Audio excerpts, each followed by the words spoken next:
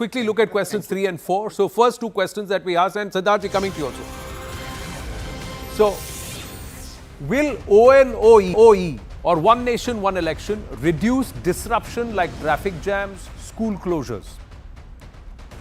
Yes, say 81% of the respondents. 13% say no. 6% are still not sure.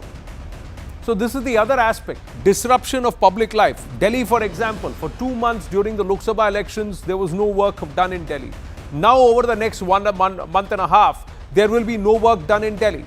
Most of these states are going across with this, and then there is Chunav, there is Prachar, there is campaigning, and when there is campaigning, there is VIP movement, Neta movement, traffic jams will happen, schools will be called into administrative duties, again disruption. So people are saying, does that affect my life or not? Does that take away my work hours, person hours? Does that take away my time? Yes, and time is money. Will the voter get confused while picking Lok Sabha and Assembly candidates? That's the next question. Let's quickly go across to the next question. Will the voter get confused while picking Assembly and Lok Sabha candidates? Now, this is where 39% are saying yes, there will be confusion, and it's quite neck and neck here. Nearly 50%, 49% are saying no, there will be clarity. We are not going to get confused between Lok Sabha and Vidhan Sabha. So again, nearly 50% are saying we will not get confused, but there is a sizable number of about 40%, 39% who are saying yes, there will be confusion. So there seems to be some merit on the opposition's concern कि भाई, whoever is at the will use this to somewhere confuse the voter, Sidharth. And why? Because you will try and make it a national issue and try and gloss over the local issues and garner up the votes. Anand, I'll answer this, and I'll also answer the other questions that were raised by my fellow panelists. Point number one, I think, the people of our country should not be considered fools. I think their intelligence should not be questioned. We have seen on multiple occasions, Orissa, for a lot of occasions, on a lot of polls, have voted very differently. They voted differently. The simultaneous elections happened. On one machine, they went and voted for one party. On another machine, they went and voted for another party. So when these examples are there with us, when we have seen that the electorate of our country is very smart and they can do an independent decision making, I think their intelligence should not be questioned. This is point number one.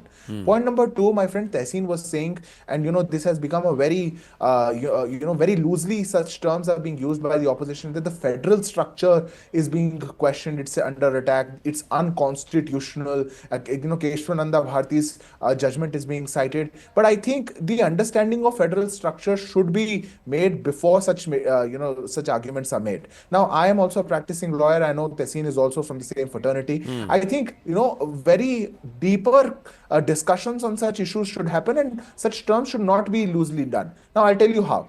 The constitutional provisions that have to be amended, which the committee has also suggested, do not call for a ratification. Now, where does the ratification come in? Ratification will only come in when the states will have to dissolve their assemblies. 5 state assembly elections already happened with the Lok Sabha polls. Few state assembly elections happen 6 months later, few happen 6 months earlier. So when you total it up, it's 11 states. Now, for dissolution of assemblies, the ratification is not required. I'm trying to make Tehseen understand this. For dissolution of assemblies, ratification is not required, because the state assembly can very well decide that if they want to dissolve early, and that they can go ahead with. But number one, if the bill has to be passed, the bill has to be passed with a 2/3 majority, which the constitution mandates, by the parliament of this country. When states will have to be included, whatever constitutional provision has to be followed shall be followed. If 50% ratification is also the need of the hour, which the opposition feels, I think will very well be followed. But doesn't make this provision, which is being passed by the parliament, as unconstitutional. It's a very heavy word that you use. And, Sanjeev ji was saying that 100% people have to agree, 100% political parties have to agree. I think that never can be the case. The last time, the 100% all political parties agreed to one bill was the NJAC, which was later on turned down by the Supreme Court. So, this is not the case because the Constitution doesn't say so. If the Constitution had required that all political parties and all MPs had to agree to something, it would have been written that way. Two-thirds of the majority has to be attained. If two-thirds majority is attained, this bill has to go through. When the bill has to go through, this will become a reality in our country. Once this becomes a reality, the states will have to follow whatever ratification has to happen, or the states will, by themselves decide one case. I think that will done. It is not attack on the federal structure. I repeat it, it is not an attack on the federal structure. If it is an attack on the federal structure, I think this was first done by the Congress party, which introduced the first elections, which happened at one time in one place. I think somewhere. And lastly, please. And Anand, lastly, when Sanjeev ji says that it has to be looking, it has to look fair, and people have to believe it is fair. Today, one nation, one elections are not happening. One nation, one polls are not happening. People are questioning the EVM. The Supreme Court is saying when you win, EVMs are good. When you lose, EVMs are bad. When today this is the situation that we have an opposition which is not ready to take responsibility of the losses and rather, is finding a scapegoat every time. You cannot mandate and you cannot guarantee that whatever new introductions are made, which are for the betterment of the country, the opposition is going to agree to it happily. I think somewhere. Somewhere what happens? All these points? Yeah, sure. I'll give you time. The other thing is that what happens if 2029, it's the INDI alliance that comes back to power. So in 2034, would it then become favorable for one nation, one election? See, there has to be one aspect which our JPC and when our political parties sit for a JPC, Tehseen and Sanjeev and Sidharth, when they sit together, that there has to be a policy continuity. It cannot be depending upon where you are sitting in Parliament, whether the Treasury benches or in the opposition. So that is something which is important because this is for the country. Would you not, as a citizen, want our netas to think policy not dependent on polls? Should policy not be independent of polls? And that cannot happen till the time that they see a clear run for the next 4 years or 5 years without having to worry about the next election. That's the only way there can be thought on policy rather than looking at poll-driven policy. Yes, Tehseen. Thank you. There are 3 or 4 points. First, Aman, very articulate, one of the best reporters this nation has, said, look, until Pandit Jawaharlal Nehru ji, and you made that point, Anand, and Sidharth Bhai made that point, that there was one nation, one poll. Yes. But the basic structure as defined by the Keshavananda Bharati only came into being into 1973. So yes, there was one nation, one poll, but basic structure came into 1973 and they had the various regional parties. Now Sidharth Bhai says, and he's one of the best spokespersons, he says, look, you know what, we're going to take everybody along, but hey, you don't need to ratify, you can just resign, you don't need a permission to resign. Yes, but because Delhi is asking me to resign in my assembly, why should Delhi ask Mumbai to resign in the assembly? You're ignoring that question. That is domination. That's not accepted. Now let's come to the third question.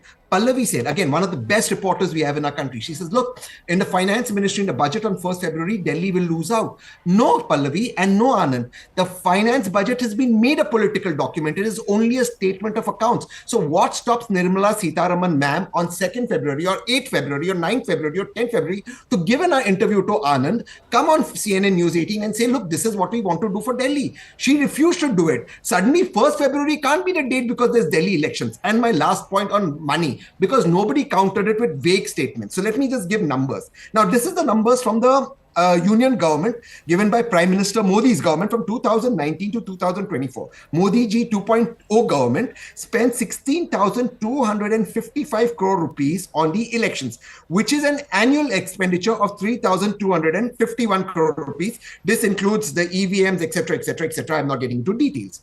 16,000 crore rupees, that's all that is spent. More money than that is on the PM Kisan Yojana. Sanjeev Bhai, correct me if I'm wrong, it's 60,000 crore rupees. Surely, one second, please allow me to finish. Surely the two cannot be compared as apples and oranges. But may I please ask, have they counted, have they calculated how many more EVMs will be required? How much more manpower will be required in that one point? The cost of that, the expenditure of that? I looked at Ramnath Kovindji's document. None of that has been accounted for except for vague statements. That's the problem that we're getting in. No, but Tehseen, those are the things that have to be ironed out with the JPC and over the next 9.5 years.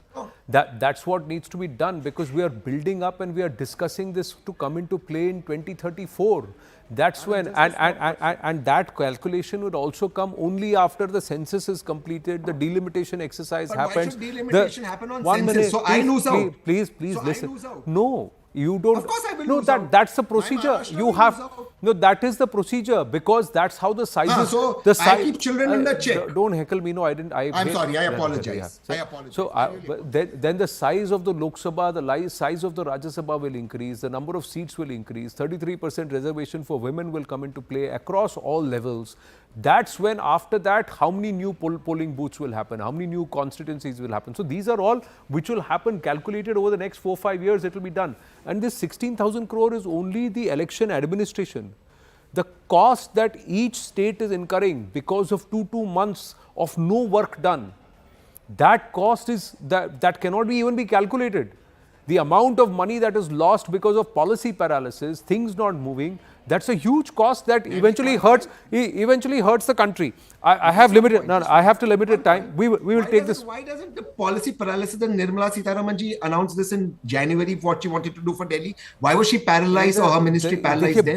That's the point now. Budget date is decided. Budget date is decided. Now she will announce whatever has to be done. Whatever needs to be done for Delhi may be announced on a later date, but it cannot be announced on the day of the budget. That's how it is. That's where it is. Yes, Sidharth, quickly, I have to wind up. 30 seconds.